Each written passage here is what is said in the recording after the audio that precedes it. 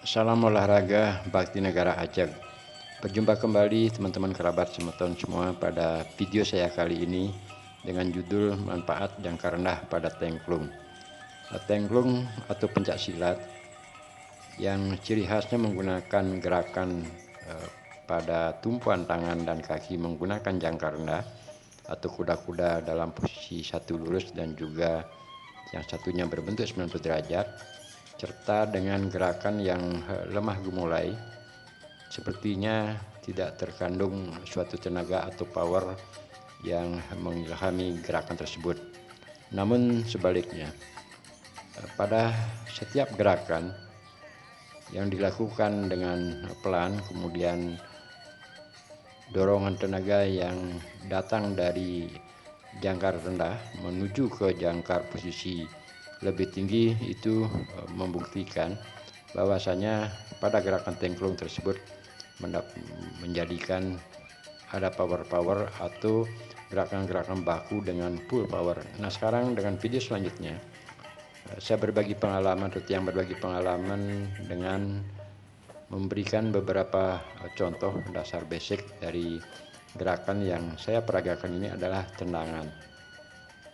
Manfaat dari melakukan pelatihan menggunakan jangka rendah yang pada akhirnya kalau kita praktekkan pada posisi seperti peragaan sekarang ini, salah satu kaki kita luruskan di belakang namun agak dijinjit, dan selanjutnya yang satu lagi ditekuk kurang lebih 45 derajat. Ditekukan kaki yang di depan 45 derajat, selalu didorong oleh kaki yang di belakang. Akan kita gunakan atau manfaat untuk melakukan suatu tendangan. Inilah yang saya maksud manfaat atau kegunaan dari melakukan pelatihan menggunakan jangka rendah yang suatu waktu kalau diperlukan dalam keadaan mendadak ataupun urgent, dia spontanitas akan dapat menggerakkan atau menambahkan tenaga dari gerakan belakang menuju ke arah depan. Nah, dari video dari peragaan yang telah lewat tersebut menunjukkan beberapa kegunaan atau manfaat dari jangka rendah jika kita fungsikan pada posisi seperti peragaan ini.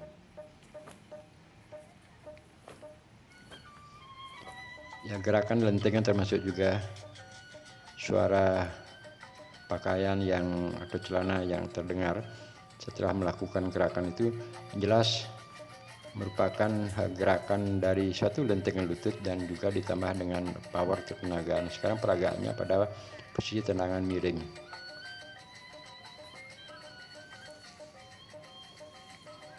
Inilah manfaat yang saya atau yang maksud ketika kita melakukan pelatihan menggunakan jangkar rendah dan kita gunakan pada posisi lurus, dapat kita lihat atau perhatikan. Jadi posisi sekarang yang posisi di kaki depan salah satu berbentuk agak menekuk dan satu yang di belakang adalah lurus.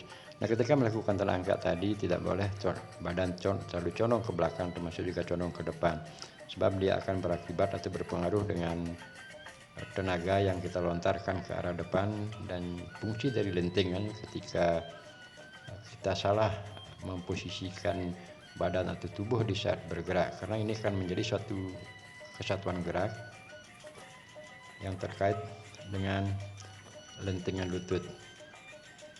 Sekarang perhatikan kembali kaki yang di penggunaan dari sikap, ya sikap termasuk juga kolorasi terkaitannya dalam melakukan suatu posisi tendangan akan sangat berpengaruh dari tenaga yang kita keluarkan, termasuk gerakan kaki yang akan melaju ke daerah sasaran. Berkali-kali saya tunjukkan sedikit menjinjit, ini sangat berpengaruh dengan kelajuan kita menuju ke arah depan. Sekarang kita kombinasikan dengan 3 gerakan tendangan, gerakan lurus ke samping dan juga gerakan lurus agak ke atas. Peragaan selanjutnya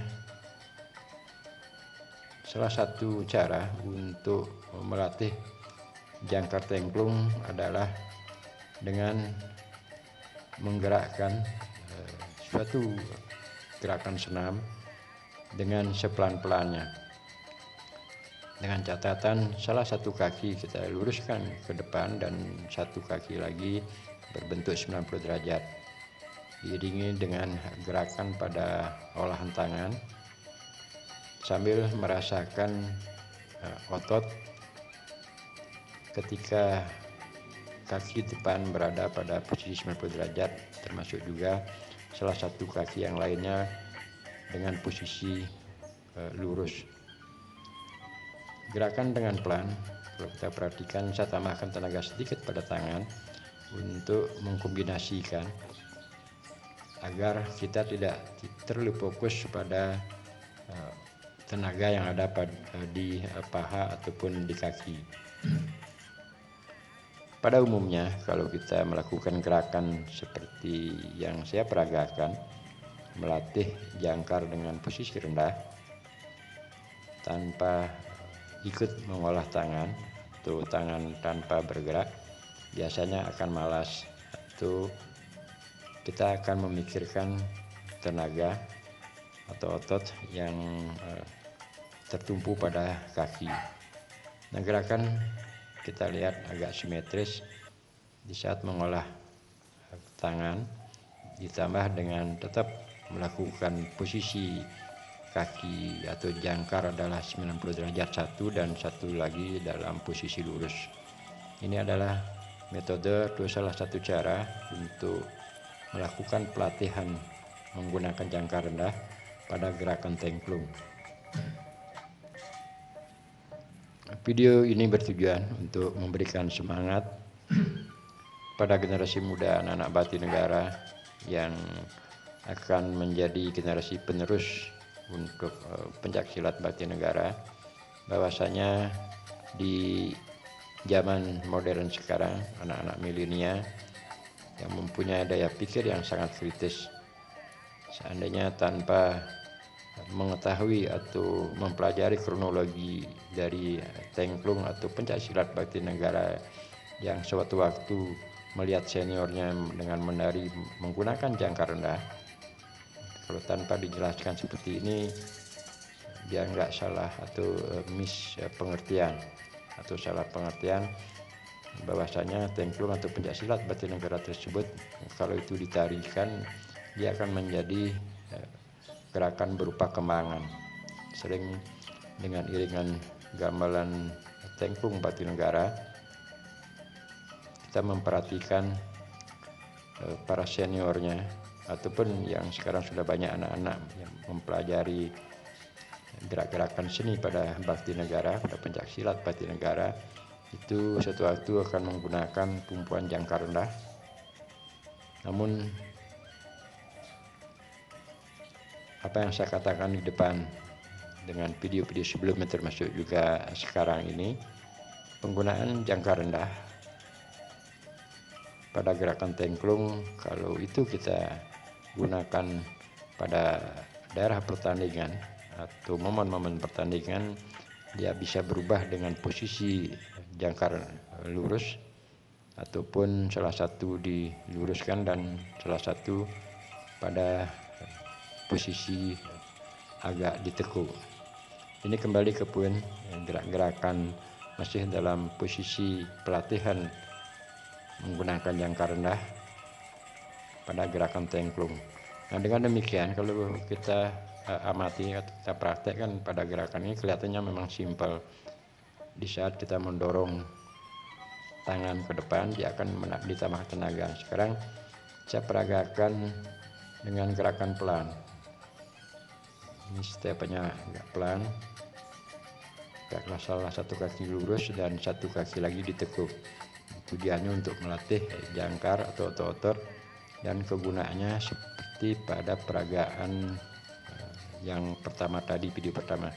Nah, kita tekuk, yang kedua ini ada gerakan yang kedua, rasakan otot pada paha, dan juga yang terakhir adalah lihat posisi kaki masih lurus.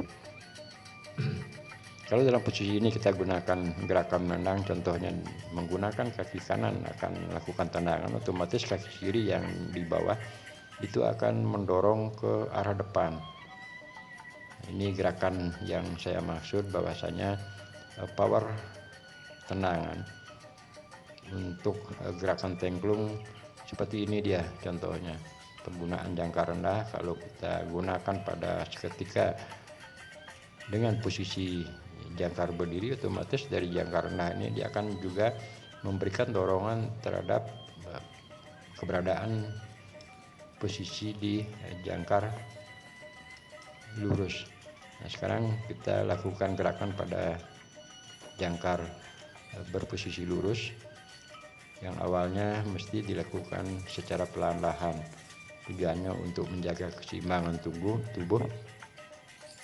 di saat kaki kanan meluncurkan atau kita gerakkan ke depan, darah kaki yang ada di tanah atau tumpahan di tanah itu tidak boleh goyah. Selanjutnya gerakan memutar, kaki yang kita tekan di kanan kalau kita gunakan melakukan serangan balik atau tendangan balik seperti pada peragaan ini. Inilah dia beberapa gerakan tengklung yang dari jangkar rendah menuju ke jangkar lurus. Power yang terdapat atau kita rasakan dari posisi jangkar rendah menuju jangkar berdiri ya cukup lumayan. Perhatikan suara dari celana pakaian yang begitu bersuara karena power yang ada, termasuk juga gerakan dari kaki. Sekarang saya peragakan dengan gerakan pukulan menggunakan jangkar rendah.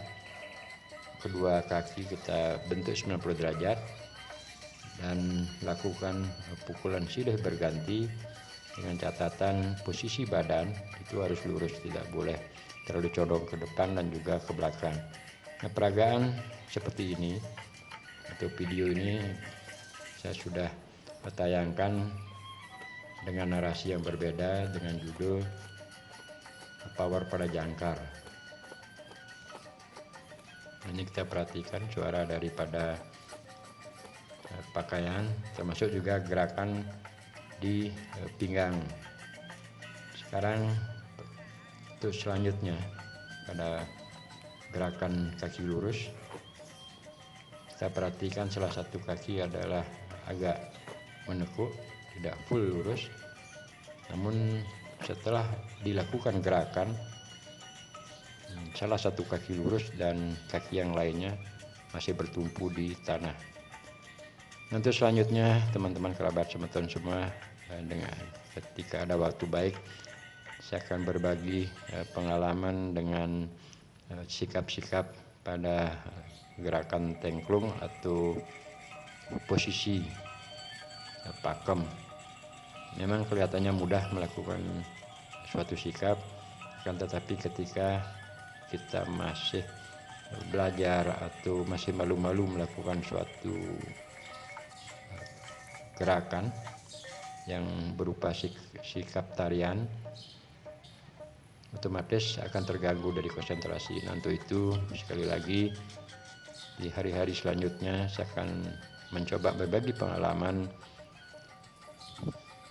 untuk membuatkan video pada sikap-sikap yang simetris, kapan sebaiknya kita menggunakan tangan di depan dan juga posisi kaki kanan di depan ataupun kaki kiri yang di belakang. Sekian teman-teman, terima kasih, semoga kita selalu sehat-sehat walafiat.